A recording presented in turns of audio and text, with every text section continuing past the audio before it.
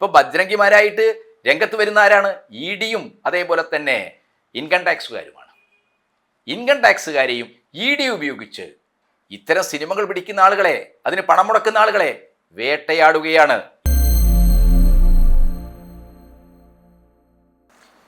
ഇരുപത്തിമൂന്ന് വർഷങ്ങൾക്ക് മുമ്പ് ഗുജറാത്തിൽ നടന്ന വളരെ ആസൂത്രിതമായ വംശഹത്യയാണ് എമ്പുരാൻ സിനിമ വീണ്ടും നമ്മുടെ ഓർമ്മയിലേക്ക്, പുതിയ തലമുറയുടെ വിചാരങ്ങളിലേക്ക് കൊണ്ടുവന്നിരിക്കുന്നത്.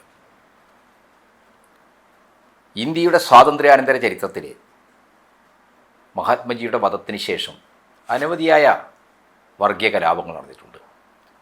ആ വർഗീയ കലാപങ്ങളിൽ വംശഹത്യയിലേക്ക് വികസിച്ച നൃശംസനിതയാണ് ഗുജറാത്ത് വംശഹത്യയിലൂടെ പുറത്തു വന്നത്. ആ ഗുജറാത്ത് വംശഹത്യ എമ്പുരാൻ പോലുള്ള ഒരു പോപ്പുലർ സിനിമയിലൂടെ പുറത്തു വരുമ്പോൾ തീർച്ചയായിട്ടും അത് സംഘപരിവാറിനെ വലിയ രീതിയിൽ പ്രകോപിപ്പിക്കും. എമ്പുരാൻ അവർക്ക് വലിയ രീതിയിൽ ഭീഷണിയായിരിക്കുന്നത് അവർ മണ്ണിട്ട് മൂടിയ, നുണകൾ കൊണ്ട് മണ്ണിട്ട് മൂടിയ ചരിത്രത്തിലെ ഏറ്റവും നികൃഷ്ടമായ ഗുജറാത്ത് സംഭവങ്ങളെ, ഗുജറാത്ത് വംശഹത്യയെ വീണ്ടും നമ്മുടെ ഓർമ്മകളിലേക്ക്, പുതിയ തലമുറയുടെ അറിവിലേക്ക് കൊണ്ടുവന്നിരിക്കുന്നു എന്നാണ്. അങ്ങനെ വരുമ്പോൾ ഗുജറാത്ത് വംശഹത്യ ചർച്ച ചെയ്യപ്പെടുന്ന സാഹചര്യമുണ്ടാകുമ്പോൾ ഈ നിയോ ഫാസിസ്റ്റ് കാലത്ത് സംഘപരിവാറിന് വേണ്ടി സംസാരിക്കുന്ന കുറേ മേജർമാരും കേണൽമാരും മൈനർമാരുമൊക്കെ ആയിട്ടുള്ള സിനിമാ രംഗത്തും പുറത്തുമൊക്കെയുള്ള ബുദ്ധിജീവികളും ആക്ടിവിസ്റ്റുകളുമൊക്കെ ഗോത്രയാണ് കാരണമെന്നാണ് പറയുന്നത്. 2002 മുതൽ BJP നേതൃത്വം, പ്രത്യേകിച്ച് ഗുജറാത്ത് വംശഹത്യയുടെ ആസൂത്രകനും കാർമ്മികനുമായ നരേന്ദ്രമോദി തൊട്ടുള്ള എല്ലാ നേതാക്കളും എന്താണ്, ന്യൂട്ടോണിയൻ തിയറിയാണ് പറഞ്ഞത്. ഗോത്രാ സംഭവത്തിൻ്റെ അനിവാര്യമായ ഒരു റിയാക്ഷനാണ് ഗുജറാത്തിലെ വംശഹത്യ എന്ന് പറഞ്ഞുകൊണ്ട് ഗുജറാത്ത് വംശഹത്യയെ ന്യായീകരിക്കാനാണ് ഈ കാലമത്രയും സംഘപരിവാർ ശ്രമിച്ചിട്ടുള്ളത്. ഇപ്പോൾ എമ്പുരാൻ സിനിമ വഴി ഗുജറാത്ത് വംശഹത്യ, അതിൽ ബാബു ബജ്രംഗിമാർ വഹിച്ചിട്ടുള്ള വളരെ ആസൂത്രണത്തോടു കൂടിയുള്ള, വളരെ മുന്നൊരുക്കത്തോടു കൂടിയുള്ള മുസ്ലിങ്ങൾക്കെതിരായിട്ടുള്ള ഈ നരഹത്യ വലിയ രീതിയിൽ ചർച്ച ചെയ്യപ്പെടുമ്പോൾ വീണ്ടും എന്താണ്, മേജർമാരും കേണൽമാരും മൈനർമാരും ഒക്കെ ആയിട്ടുള്ള സംഘപരിവാറിൻ്റെ കൊട്ടേഷൻ പ്രചാരകന്മാർ, പ്രൊപ്പഗൻഡിസ്റ്റുകൾ, അവർ എന്താ പറഞ്ഞുകൊണ്ടിരിക്കുന്നത്? ഗോത്രയാണ് കാരണം. ഗോത്രാ സംഭവത്തെ കാണാതെ നിങ്ങൾ ഗുജറാത്ത് വംശഹത്യയെ കാണാൻ പാടില്ല എന്നാണ്. യഥാർത്ഥത്തിൽ 2002 ഫെബ്രുവരി 27 പുലർച്ചെയാണ് ഗോത്രയിൽ സബർമതി എക്സ്പ്രസ് എത്തുന്നത്.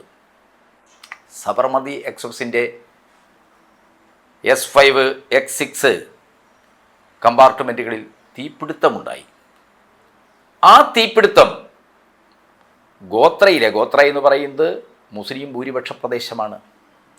അപ്പം മുസ്ലിം ഭൂരിപക്ഷ പ്രദേശമായ ഗോത്രയിലെ മുസ്ലിങ്ങൾ കമ്പാർട്ട്മെൻറ്റിലേക്ക് വളരെ മുൻകൂട്ടി തീരുമാനമനുസരിച്ച് ആസൂത്രിതമായി തീയിട്ടതാണ്, കർസേവകരെ ആസൂത്രിതമായി കൊല ചെയ്തതാണ് എന്ന ഒരു നറേഷനാണ് സംഘപരിവാർ ഉണ്ടാക്കാൻ ശ്രമിച്ചത്.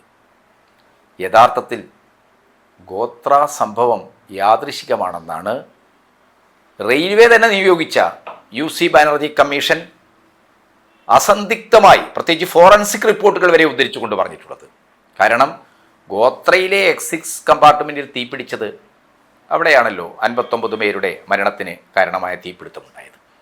ആ തീപിടുത്തത്തിന് കാരണം ഒരു കാരണവശാലും ഫോറൻസിക് പരിശോധന റിപ്പോർട്ട് വരെ ഉദ്ധരിച്ചുകൊണ്ട് UC ബാനർജി കമ്മീഷൻ ചൂണ്ടിക്കാണിച്ചിട്ടുള്ളത് പുറത്തുനിന്ന് ആരും തീയിട്ടതല്ല, ആരും തീയെറിഞ്ഞതല്ല.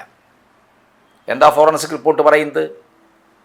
X6 കമ്പാർട്ട്മെൻറ്റിൻ്റെ പുറത്ത് തീപിടുത്തത്തിന് കാരണമാകാവുന്ന പെട്രോളോ മണ്ണെണ്ണയോ ഒന്നും ഉപയോഗിച്ചതായിട്ടുള്ള ഒരു സൂചനയുമില്ല.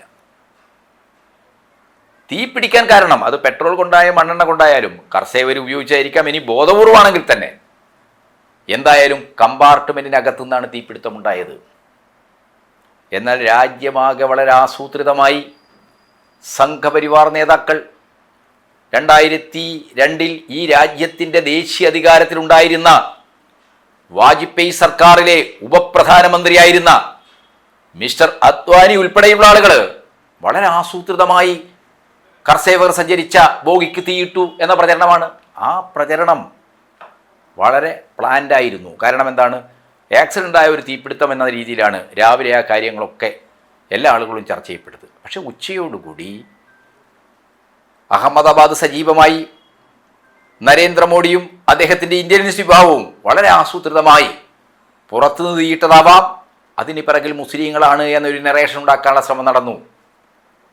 വൈകിട്ട് രാജ്യത്തിൻ്റെ അന്നത്തെ ഉപപ്രധാനമന്ത്രി മിസ്റ്റർ ലാൽകൃഷ്ണ അദ്വാനിയാണ് ഗോത്രയിൽ നടന്നത് ആസൂത്രിതമായ വംശഹത്യയാണ്, കൂട്ടക്കൊലയാണ് കർസേവർക്ക് നേരെ, അതിന് പിറകിൽ ISIയും പാകിസ്ഥാനുമാണ് എന്ന പ്രസ്താവന നടത്തിയത്.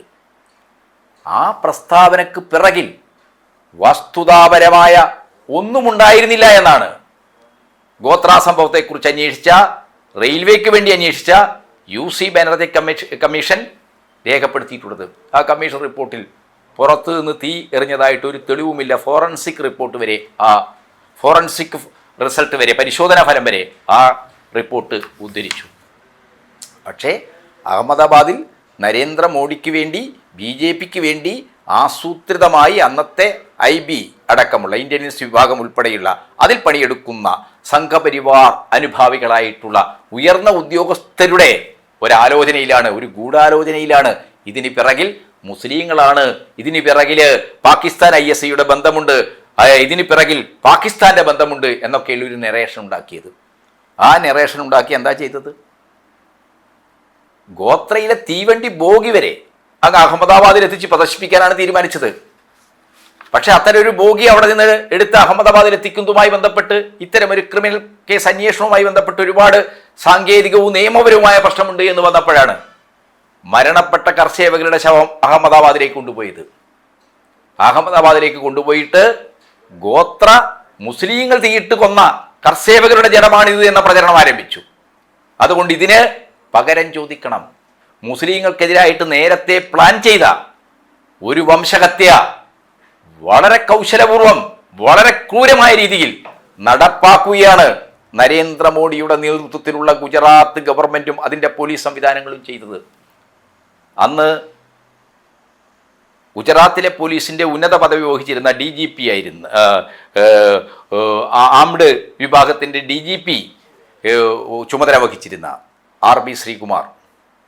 അദ്ദേഹം ഗുജറാത്ത് സംഭവത്തെക്കുറിച്ച് ആ ദിവസങ്ങൾ തൊട്ട് 2002 ഫെബ്രുവരി 27 തൊട്ട് അദ്ദേഹം എഴുതിയ ഡയറി കുറിപ്പുകൾ തന്നെ വെച്ചുകൊണ്ട് അന്നത്തെ നരേന്ദ്രമോദി സർക്കാരിലെ ഉന്നതനായ ഒരു പോലീസ് മേധാവി എന്ന നിലക്ക് അദ്ദേഹം രേഖപ്പെടുത്തിയ വിവരങ്ങൾ, അതിനെ അടിസ്ഥാനപ്പെടുത്തി അദ്ദേഹം നാനാവധി കമ്മീഷൻ ഉൾപ്പെടെയുള്ള കമ്മീഷനുകൾക്ക് നൽകിയ സത്യവാങ്മൂലം ഉണ്ട്. ആ ഇവിടെ പറ്റിലൊക്കെ അദ്ദേഹം വളരെ കൃത്യമായി പറഞ്ഞു ഇത് വളരെ പ്ലാൻഡ് ആയിരുന്നു.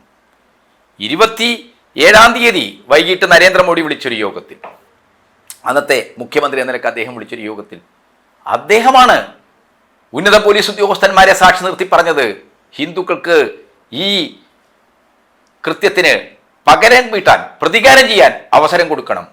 അതെന്താണ്? ഗുജറാത്ത് വംശഹത്യയുടെ ഗൂഢാലോചനയിലേക്ക്, അതിന്റെ ഉത്തരവാദിത്തത്തിലേക്ക് മോഡി പ്രതിസ്ഥാനത്ത് വരുന്ന ഒരു നിർദ്ദേശമാണ് ആ ഉന്നത പോലീസ് ഉദ്യോഗസ്ഥന്മാരുടെ യോഗത്തിൽ ഭരണഘടന അനുസരിച്ച് നിയമമനുസരിച്ച് പ്രവർത്തിക്കേണ്ട അന്നത്തെ മുഖ്യമന്ത്രിയായിരിക്കുന്ന മിസ്റ്റർ മോഡി നടത്തിയത്.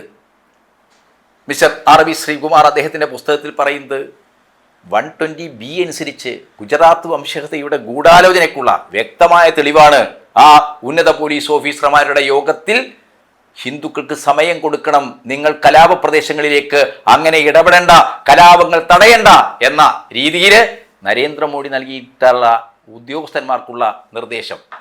അപ്പോൾ ഉന്നത പോലീസ് ഉദ്യോഗസ്ഥന്മാരുടെ യോഗത്തിൽ നരേന്ദ്രമോദി ഈ 120B അനുസരിച്ച് ഈ ഗുജറാത്ത് വംശഹത്യയുടെ 2000-ലേറെ മുസ്ലിങ്ങളുടെ ദാരുണമായ അന്ത്യത്തിലേക്ക് നയിച്ച ഈ കൂട്ടക്കൊലകളുടെ ആസൂത്രണത്തിൽ നരേന്ദ്രമോദിക്കുള്ള ഗൂഢാലോചനാപരമായ പങ്ക് വ്യക്തമാക്കുന്ന മൊഴി RB ശ്രീകുമാർ നാനാവധി കമ്മീഷൻ മുമ്പിൽ നൽകിയിട്ടുണ്ട്.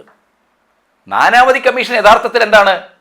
ഗുജറാത്ത് വംശഹത്യയിലെ പ്രതികളെ, അതിന് ഉത്തരവാദികളായ ആളുകളെ രക്ഷിക്കാനും ഗോത്രയാണ് ഗുജറാത്ത് വംശഹത്യയിലേക്ക് എത്തിയത് എന്ന ഒരു നറേഷനിലേക്ക് കാര്യങ്ങളെ എത്തിക്കാനുമുള്ള വളരെ ആസൂത്രിതമായ ഒരു ശ്രമത്തിൻ്റെ ഭാഗമായിരുന്നു. ആ കമ്മീഷന് മുമ്പ് RB ശ്രീകുമാർ ഉൾപ്പെടെയുള്ള ഉദ്യോഗസ്ഥന്മാർ നൽകിയിട്ടുള്ള മൊഴികളെല്ലാം എന്താണ് കമ്മീഷൻ പരിഗണിക്കാതെ തള്ളിക്കളയുകയാണ് ചെയ്തത്. ഈ കാര്യങ്ങളെല്ലാം പിൽക്കാലത്ത് തെഹൽക്കയും കാരവനുമാണ് പുറത്തു കൊണ്ടുവന്നത്. തെഹൽക്കും വേണ്ടി അന്ന് അവരുടെ സ്റ്റിംഗ് ഓപ്പറേഷന് നേതൃത്വം കൊടുത്ത ആശിഷ് കേതൻ്റെ ഒളിക്യാമറയ്ക്ക് മുമ്പിൽ ഗുജറാത്ത് വംശഹത്യയുടെ ഗൂഢാലോചനയിൽ പങ്കാളികളായ അതിൻ്റെ കാർമ്മികരായി പ്രവർത്തിച്ച ബാബുഭായ് ബജ്രംഗി ഉൾപ്പെടെയുള്ള ആളുകൾ നൽകിയ മൊഴി, ഗുജറാത്ത് വംശഹത്യയിലെ മനുഷ്യ മനസാക്ഷിയെ ഞെട്ടിപ്പിക്കുന്ന സംഭവങ്ങൾക്ക് സാക്ഷ്യം വഹിക്കേണ്ടി വന്ന പ്രദേശങ്ങളുടെ പേരാണ് നരോദ് പാട്ടിയ, അതേപോലെ തന്നെ ബെസ്റ്റ് ബേക്കറി, അതേപോലെ തന്നെ ബിൽക്കീസ് ബാനു ഉൾപ്പെടെയുള്ള ആളുകൾക്കുണ്ടായ അനുഭവങ്ങൾ. ഈ സംഭവങ്ങളെല്ലാം തന്നെ ഈ പ്രദേശങ്ങളിൽ നേരത്തെ തന്നെ, അതായത് 2002 ഫെബ്രുവരി 27 ഗോത്രയിൽ സബർമതി എക്സ്പ്രസ് വരുന്നതിന് മുമ്പ് തന്നെ, എത്രയോ കാലം മുമ്പ് തന്നെ RSSകാർ ഇത്തരമൊരു കലാപത്തിന്, ഇത്തരമൊരു മുസ്ലിം വിരുദ്ധമായ വംശഹത്യക്ക് പ്ലാൻ ചെയ്ത് കാര്യങ്ങൾ, അതിന് ആവശ്യമായിട്ടുള്ള എല്ലാ അടിസ്ഥാന സൗകര്യങ്ങളും അവർ ഒരുക്കിയെടുക്കുകയായിരുന്നു. ബാബു ബജ്രംഗിയുടെ വാക്കുകളിൽ അതുണ്ട്. ഗോത്ര സംഭവത്തെ തുടർന്ന് വൈകാരികമായി ഹിന്ദുക്കളെ ഇളക്കി വിടുകയും മുസ്ലിങ്ങളെ കൂട്ടത്തോടെ കൊല ചെയ്യാനും അവരുടെ സ്ത്രീകളെ ബലാത്സംഗം ചെയ്യാനും ഗർഭപാത്രത്തിലിരിക്കുന്ന ഭ്രൂണാവസ്ഥയിലിരിക്കുന്ന കുഞ്ഞുങ്ങളെ വരെ തന്നെ പെട്രോൾ ഒഴിച്ച് തീയിട്ട് കൊല്ലാനും ആവശ്യമായിട്ടുള്ള എല്ലാ ഒരുക്കങ്ങളും വളരെ പ്ലാൻഡായിട്ട്, വളരെ മുൻകൂട്ടി തന്നെ ഹിന്ദുത്വവാദികൾ ഒരുക്കിയിരുന്നു. അതാണ് തെഹൽക്കയുടെ ക്യാമറയ്ക്ക് മുമ്പിലും അതേപോലെ തന്നെ കാരവൻ്റെ ക്യാമറയ്ക്ക് മുമ്പിൽ വന്ന് സ്റ്റിംഗ് ഓപ്പറേഷനിൽ ബാബു ബജ്രംഗി പറയുന്നത്. ബാബു ബജ്രംഗി എന്തൊക്കെയാണ് പറഞ്ഞത്?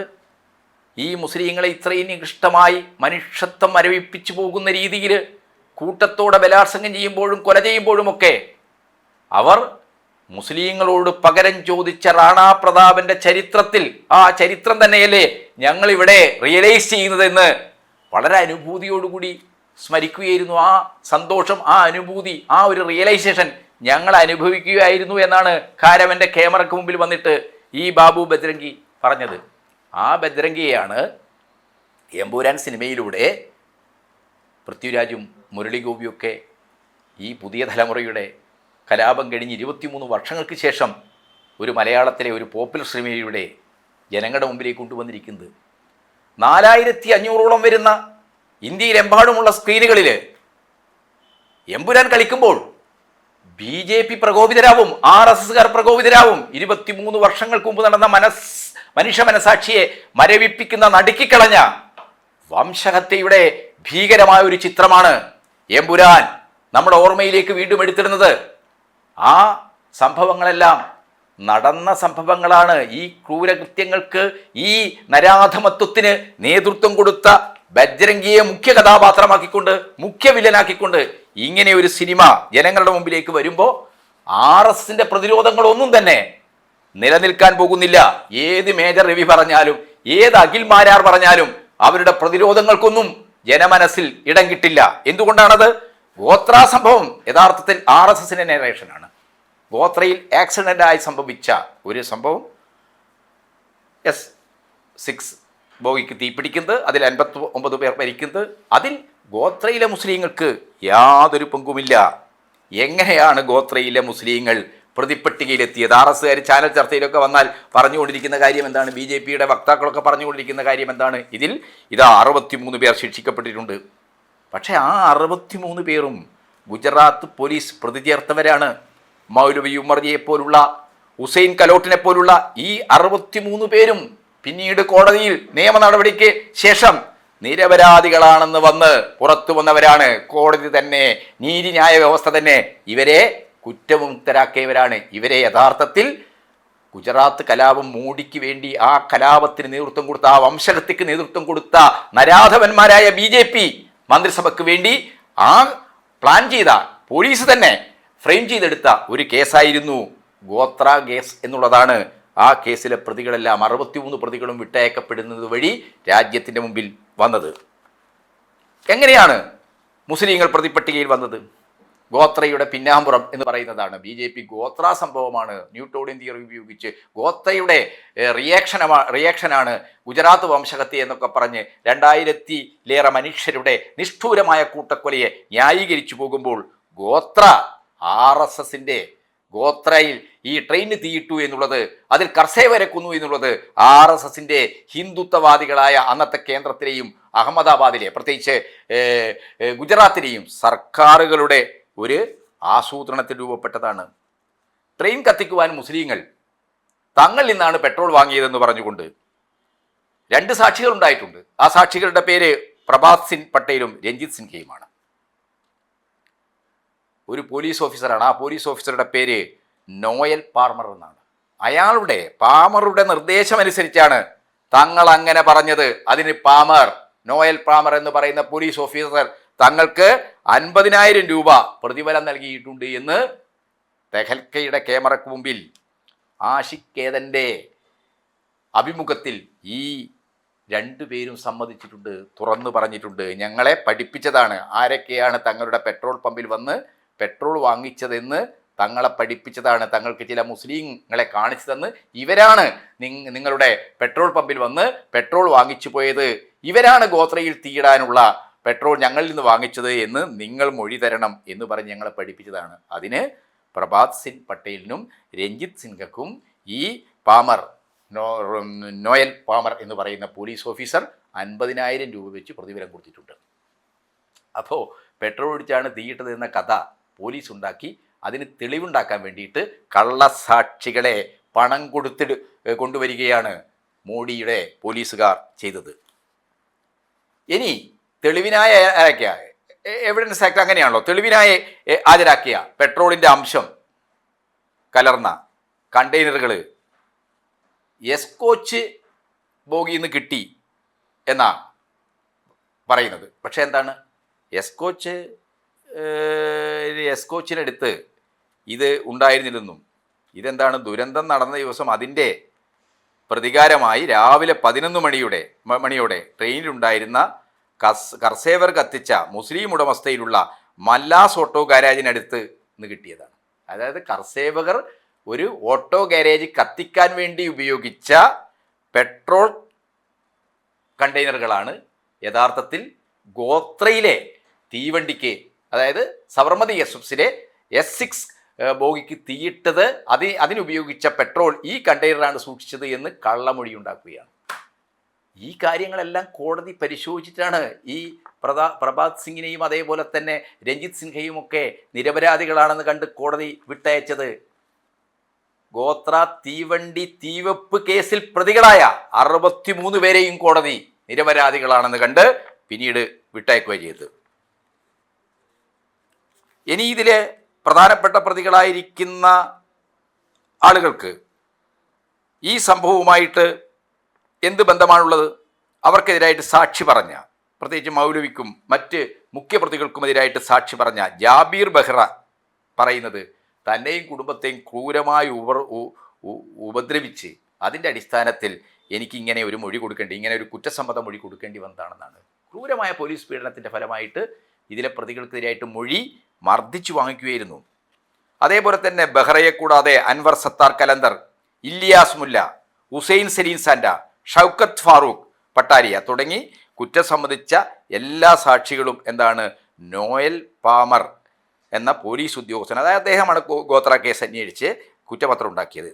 ആ പോലീസ് ഉദ്യോഗസ്ഥൻ്റെ കസ്റ്റഡിയിൽ തങ്ങളുടെ ജനനേന്ദ്രിയത്തിൽ ഷോക്കേൽപ്പിച്ചതുൾപ്പെടെയുള്ള മൂന്നാം മുറകളുടെ ക്രൂരമായ പീഡനങ്ങളുടെ ഫലമായിട്ട് ഞങ്ങൾക്ക് ഇങ്ങനെ മൊഴി കൊടുക്കേണ്ടി വന്നതാണെന്നാണ് പറഞ്ഞിരിക്കുന്നത്. തങ്ങളുടെ കുടുംബത്തെ ഉപദ്രവിച്ച് വ്യാജ ഏറ്റുമുട്ടലുകൾ ഉണ്ടാക്കി കൊല ചെയ്യുമെന്ന് വരെ ഭീഷണിപ്പെടുത്തിയതിൻ്റെ ഫലമായിട്ടാണ് ഇങ്ങനെ ഒരു മൊഴി സ്റ്റേറ്റ്മെൻറ്റിൽ ഞങ്ങൾക്ക് ഒപ്പിട്ട് കൊടുക്കേണ്ടി വന്നത് എന്നാണ് ഈ ബെഹ്റയെ കൂടാതെ ഇതിൽ സാക്ഷികളായി വന്ന അൻവർ സത്താർ കലന്തറും ഇല്ലിയാസ് മുല്ലയും ഹുസൈൻ സലീം സാൻഡയും ഒക്കെ മൊഴി നൽകിയത്. 2007 തെഹൽക്ക് നൽകിയ അഭിമുഖത്തിൽ നോയൽ പാമറും സംഘവും തങ്ങളെ നിയമവിരുദ്ധമായി തടവിലാക്കുകയും പീഡിപ്പിക്കുകയും ചെയ്തത് എങ്ങനെയൊക്കെയാണെന്ന് കലന്തറും ഹുസൈനും വിശദമായി തന്നെ പറയുന്നുണ്ട്. എല്ലാ രാത്രിയിലും പോലീസുകാർ വന്ന് കാലിൽ ഒരു മരത്തടി വെച്ചിട്ട് അതിനു മുകളിൽ നടക്കുകയും പോലീസ് കൈമാറിയ മൊഴി മനഃപ്പാടമാക്കാൻ അവരെ നിർബന്ധിക്കുകയും ചെയ്തിരുന്നു. തങ്ങൾക്ക് എഴുതി തന്ന കുറിപ്പുകളിൽ നിന്ന് തങ്ങൾ മാത്രം മനഃപ്പാടമാക്കിയിട്ടുണ്ടെന്ന് പോലീസുകാർ എത്രത്തോളം പഠിച്ചു അത് കൃത്യമായി ബൈഹാർട്ട് പഠിപ്പിച്ച് മൊഴി പറയിപ്പിക്കുകയായിരുന്നു എന്നാണ് ഇവരുടെയൊക്കെ തന്നെ കുറ്റസമ്മത മൊഴികൾ പറയുന്നത്. യഥാർത്ഥത്തിൽ UC ബാനർജി കമ്മിറ്റി കണ്ടെത്തിയതാണ് സത്യം. അത് ശരിവെക്കുന്ന തരത്തിൽ തന്നെയാണ് നേരത്തെ ജസ്റ്റിസ് VR കൃഷ്ണയ്യരുടെ നേതൃത്വത്തിലുണ്ടായിരുന്ന സിറ്റിസൺസ് ഫോറം ഇന്ത്യയിലെ സമുന്നതരായ ന്യായാധിപന്മാരുൾപ്പെടെ ഇന്ത്യൻ ജുഡീഷ്യറി രംഗത്ത് പ്രവർത്തിച്ച് വിശ്വപ്രസിദ്ധരായ ന്യായാധിപന്മാരുൾപ്പെടെയുള്ള ആളുകളാണ് ജസ്റ്റിസ് VR കൃഷ്ണയ്യരുടെ നേതൃത്വത്തിലുള്ള സിറ്റിസൺസ് ഫോറം കമ്മീഷനായിട്ട് പ്രവർത്തിച്ചത്. അവരുടെ അന്വേഷണത്തിൽ അവർ കൃത്യമായി പറഞ്ഞിട്ടുണ്ട്, ഗോത്ര യഥാർത്ഥത്തിൽ പുറത്തു നിന്ന് മുസ്ലിങ്ങൾ തീയിട്ട ഒന്നല്ല, അകത്ത് തന്നെയാണ് തീപിടുത്തമുണ്ടായത്. ഗോത്ര സംഭവത്തെ അങ്ങനെ മുസ്ലിങ്ങൾ ഗോത്രയിൽ വെച്ച് സബർമതി എക്സ്പ്രസിന് തീയിട്ടു എന്നൊരു കഥയുണ്ടാക്കി നേരത്തെ തന്നെ സംഘപരിവാർ പ്ലാൻ ചെയ്ത ഒരു വംശഹത്യ നടപ്പാക്കുകയായിരുന്നു. വളരെ ആസൂത്രിതമായ സംഘപരിവാറിൻ്റെ ഒരു വംശഹത്യ രാഷ്ട്രീയമാണത്. അതിൻ്റെ പിറകിലേക്ക് പോയി കഴിഞ്ഞാൽ ഗുജറാത്തിലെ ഗുജർ ഭൂകമ്പമുണ്ടല്ലോ, ആ ഭൂകമ്പത്തിലെ ദുരിതാശ്വാസ പ്രവർത്തനത്തിന് ഗുജറാത്ത് റിലീഫ് ആൻഡ് ഡെവലപ്മെൻറ്റ് എന്ന പേരിൽ അമേരിക്കയിൽ നിന്ന് വരെ പണം ശേഖരിച്ചിട്ടുണ്ട്. ആ പണമൊക്കെ പിന്നീട് ഉപയോഗിച്ചത് എന്തിനു വേണ്ടിയാണ്? അതൊക്കെ പുറത്തു വന്ന കഥകളാണ്. ആ പണമൊക്കെ ഉപയോഗിച്ചത് മുസ്ലിം വിരുദ്ധമായ കൂട്ടക്കൊലകൾക്ക് നേതൃത്വം കൊടുക്കാൻ കഴിയുന്ന ചാവേറുകളെ ഉണ്ടാക്കുവാനാണ്. പ്രത്യേകിച്ച് പല മേഖലകളിലും സ്ത്രീകളെ റിക്രൂട്ട് ചെയ്ത് അവരുടെ ദുർഗാവാഹിനി എന്ന് പറയുന്ന RSSൻ്റെ സ്ത്രീ സേനാ വിഭാഗത്തെ ഉപയോഗിച്ച് അവരവരെ രംഗത്തിറങ്ങിക്കൊണ്ടാണ് ഈ വംശഹത്യ നടന്നത്. ആയിരക്കണക്കിന് വരുന്ന മുസ്ലിം കച്ചവട സ്ഥാപനങ്ങൾ, നൂറുകണക്കിന് വരുന്ന മുസ്ലിം ആരാധനാലയങ്ങൾ, മുസ്ലിങ്ങൾ താമസിക്കുന്ന ചേരികൾ, ഇതെല്ലാം തന്നെ നേരത്തെ പ്ലാൻ ചെയ്ത് പ്രവർത്തകരെ ഓരോ സ്ഥലത്തും പ്രത്യേകം ഉത്തരവാദിത്തം ഏൽപ്പിച്ച് അവിടെയൊക്കെ നടപ്പാക്കേണ്ട പദ്ധതികളെല്ലാം തന്നെ കൃത്യമായി രൂപപ്പെടുത്തി അതിനാവശ്യമായിട്ടുള്ള വാളും തോക്കും ബോംബും പെട്രോളും ഒക്കെ നേരത്തെ തന്നെ സമാഹരിച്ചു വെച്ചു. അനാട്ടമി ഓഫ് ഹെയ്റ്റ് എന്ന് പറയുന്ന രേവതിയിലോണ്ട പുസ്തകം ഇത്തരം നിരവധി സംഭവങ്ങൾ രേഖപ്പെടുത്തിയിട്ടുണ്ട്. വളരെ നേരത്തെ പ്ലാൻ ചെയ്ത് 2002 ഫെബ്രുവരി 27 സബർമതി എക്സ്പ്രസ് വന്നതിന് ശേഷമല്ല RSS ഇതിന് വേണ്ടിയുള്ള ഒരുക്കം കൂട്ടിയത്. നേരത്തെ തന്നെ ആസൂത്രിതമായി ഈ മുസ്ലിങ്ങളെ വംശീയമായി ഇല്ലായ്മ ചെയ്യാനുള്ള വലിയ രീതിയിലുള്ള ഒരു ക്യാമ്പയിൻ നടത്തി അതിനുള്ള അടിസ്ഥാന സൗകര്യങ്ങളെല്ലാം അതിനാവശ്യമായിട്ടുള്ള സംഘപരിവാർ പ്രവർത്തകരെ വരെ സജ്ജീകരിച്ച് നിർത്തിയിട്ടാണ് ഇത്തരമൊരു കൂട്ടക്കൊല നടത്തിയത്. അതുകൊണ്ട് ഗോത്രയാണ് ഗുജറാത്ത് വംശഹത്യക്ക് കാരണമെന്ന മോഡിയുടെ ന്യൂട്ടോണിയൻ തിയറി ഇവിടെ ഉദ്ധരിച്ച് എമ്പുരാൻ സിനിമ രാജ്യദ്രോഹമാണ്, ആ സിനിമ തീവ്രവാദികളെ ലഷ്കർ തോയ്ബയൊക്കെ വലിയ രീതിയിൽ ഐഡലൈസ് ചെയ്യുന്നതാണ് എന്നൊക്കെയുള്ള വാദമുയർത്തുന്നവർ ഈ രാജ്യത്തിൻ്റെ ചരിത്രത്തിലെ ഏറ്റവും നിഷ്ഠൂരമായ, ഒരു കാരണവശാലും മനുഷ്യ മനസാക്ഷിക്ക് അംഗീകരിക്കാനാവാത്ത ഒരു മഹാപാതകത്തിൻ്റെ ആസൂത്രകരാണ്, കാർമ്മികരാണ്. അവർ ഇന്ന് കേരളത്തിലെ ജനങ്ങളുടെ മുമ്പിൽ വിചാരണ ചെയ്യപ്പെടുന്നു. അങ്ങനെ വിചാരണ ചെയ്യപ്പെടുമ്പോൾ നമ്മൾ കാണുന്നത് എന്താണ്? ഈ സിനിമയ്ക്ക് വേണ്ടി പണം മുടക്കിയ ഗോകുലൻ ഗോപാലൻ, അതുപോലെ തന്നെ ഈ സിനിമയുടെ സംവിധായകനായ പൃഥ്വിരാജ്, ഇവർക്കൊക്കെ എന്താണ് ഇപ്പോൾ ബജ്രംഗിമാരായിട്ട് രംഗത്ത് വരുന്ന ആരാണ്? EDയും അതേപോലെ തന്നെ ഇൻകം ടാക്സുകാരുമാണ്. ഇൻകം ടാക്സുകാരെയും ED ഉപയോഗിച്ച് ഇത്തരം സിനിമകൾ പിടിക്കുന്ന ആളുകളെ, അതിന് പണം മുടക്കുന്ന ആളുകളെ വേട്ടയാടുകയാണ്. ഇതെല്ലാം തന്നെ എന്താണ്? ഗോത്ര മുതൽ ഗുജറാത്ത് വംശഹത്യ മുതൽ രാജ്യത്ത് പലയിടങ്ങളിലും സംഘപരിവാർ നടത്തിയിട്ടുള്ള മനുഷ്യത്വത്തിനെതിരായിട്ടുള്ള, മുസ്ലിങ്ങൾക്കെതിരായിട്ടുള്ള, ന്യൂനപക്ഷ ജനസമൂഹങ്ങൾക്കെതിരായിട്ടുള്ള കടന്നാക്രമങ്ങളുടെ തുടർച്ചയാണ് സംഭവിച്ചുകൊണ്ടിരിക്കുന്നത്. അതുകൊണ്ട് RSSൻ്റെ വാദങ്ങളെ, RSSൻ്റെ നുണകളെ കൃത്യമായി മനസ്സിലാക്കുക എന്നത് വളരെ പ്രധാനമാണ്. ആ ദിശയിൽ തെകൽക്കയും അതേപോലെ തന്നെ കാരവനുമൊക്കെ നടത്തിയിട്ടുള്ള സ്റ്റിംഗ് ഓപ്പറേഷനിലൂടെ പുറത്തു വന്നിട്ടുള്ള വിവരങ്ങൾ ഇന്ന് ജനങ്ങൾക്കിടയിൽ എത്തിക്കണം. ഇപ്പോൾ പൃഥ്വിരാജിൻ്റെ സിനിമ ഒരു പുതിയ കാര്യം പറയുകയില്ല, അതൊരു പോപ്പുലർ സിനിമയായതുകൊണ്ട് കൂടുതൽ ആളുകൾ കാണുന്ന അവസ്ഥയുണ്ടായി എന്നേ ഉള്ളൂ. ഈ കാര്യങ്ങളൊക്കെ തന്നെ നേരത്തെ തന്നെ നമ്മളെ പബ്ലിക് ഡൊമിനിയിൽ എത്തിയിട്ടുള്ള കാര്യങ്ങളാണ്. പബ്ലിക് ഡൊമിനിയിൽ ഈ കാര്യങ്ങളെല്ലാം തന്നെ കാര്യഗൗരവത്തോടുകൂടി സമീപിക്കുന്ന ആളുകൾ ചർച്ച ചെയ്തിട്ടുള്ള കാര്യങ്ങളാണ്. അതുകൊണ്ട് തീർച്ചയായിട്ടും ഗോത്രയല്ല ഗുജറാത്ത് വംശഹത്യയിലേക്ക് എത്തിച്ചത്. ഗോത്രയും ഗുജറാത്ത് വംശഹത്യയും ഒക്കെ തന്നെ RSSൻ്റെ ന്യൂനപക്ഷങ്ങൾക്ക് മുസ്ലിങ്ങൾക്കെതിരായിട്ടുള്ള വളരെ ആസൂത്രിതമായ ഒരു വംശഹത്യാ പ്രൊജക്റ്റിൻ്റെ ഭാഗമായി സംഭവിച്ചതാണ്. ആ രീതിയിൽ മാറ്റിയെടുത്തതാണെന്ന്